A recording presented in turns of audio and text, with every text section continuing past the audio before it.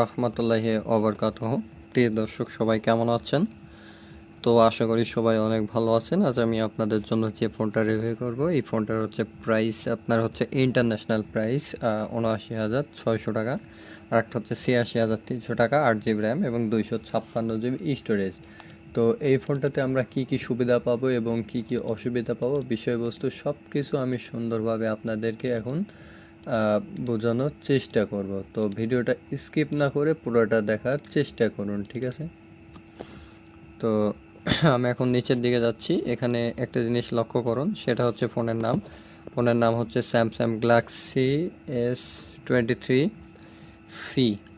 ফুল specification, ফোনটা release হয়েছে আপনার হচ্ছে অক্টোবরের 4, 2023, ফার্স্ট রিলিজ অক্টোবর 5-এ এবং কালার হিসেবে পাচ্ছেন available colour main cream, graphite, purple, Indigo available. Connectivity হিসাবে নেটওয়ার্ক 5G সাপোর্ট থাকছে, এটা আসলে অসাধারণ। এছাড়াও আপনার ফোনটাতে অনেক সুবিধা পাওয়া যাবে, যেমন হচ্ছে আপনার FM রেডিও কিন্তু নাই। এছাড়া USB Type-C ফোনটাতে আছে, ঠিক আছে?